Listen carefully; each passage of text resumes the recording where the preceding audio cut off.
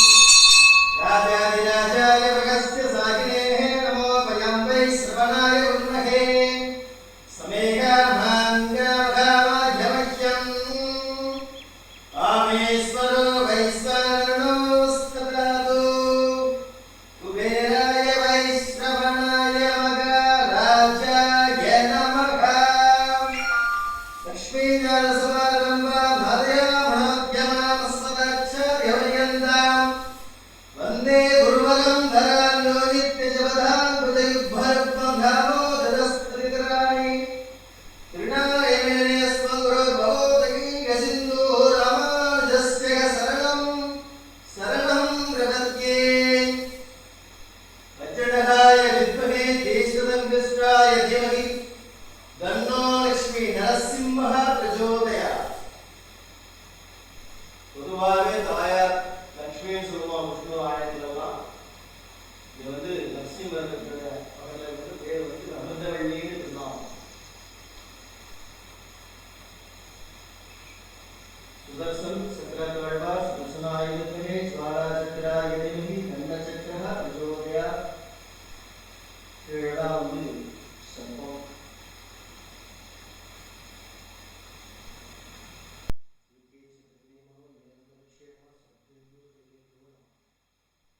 உக்ரம் தீனம் மகாவிஷ்ணும் ஜ்வலந்தம் சர்வதோமுகம் நரசிம்மம் பீஷணம் பத்ரம் மிருத்யோர்மத்யுர் நமாம் நிரஞ்சனாய வித்மஹே நிராவாசாய தீமஹி தன்னः ஸ்ரீனிவாசः பிரச்சோதயாத் மகாதேவே ச வித்மஹே விஷ்ணுபத்னே ச தீமஹி தன்னோ லக்ஷ்மீ பிரச்சோதயாத்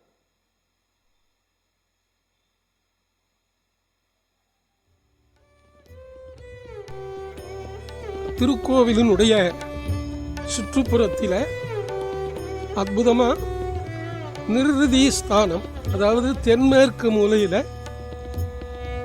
அழகா பிள்ளையார் சன்னதி அமைச்சிருக்கா.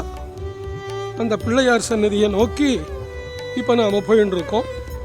அகஜானன பத்மார்க்கம் கஜானன மகர்நிசம் அநேகதந்தம் பக்தானாம் ஏகதந்தம் உபாஸ்மகே அப்படின்னு சொல்லுவா இல்லையா? அது மாதிரி நிர்ருதி ஸ்தானத்தில் தென்மேற்கு மூலையில் லக்ஷ்மி நரசிம்மசுவாமி சன்னிதானத்துக்குள்ள நிர்ருதியில் பிள்ளையார் இருக்கிறது இந்த க்ஷேத்திரத்தினுடைய விசேஷம். இதோ பாருங்கோ, இப்போ அஸ்தமன காலம், விசேஷமாக சூரியன் வந்து இப்போ அஸ்தமனம் ஆக போகிறது. நாங்கள் சாயங்காலம் சுமார் 5 மணி அளவில் இங்கே நின்று இருக்கோம்.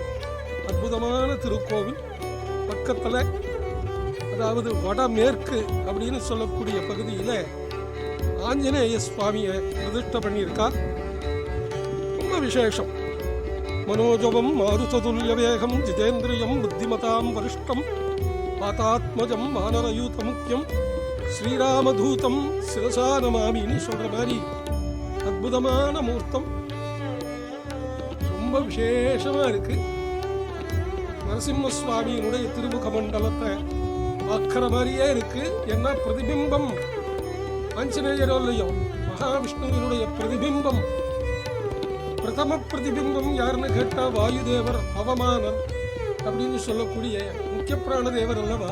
பவமானா ஜெகத பிராணா சங்கரூஷணா பவபயஹரணா தகனா. ஆஞ்சநேய சுவாமி ரொம்ப அற்புதமாக காட்சி கொடுக்கிறார்.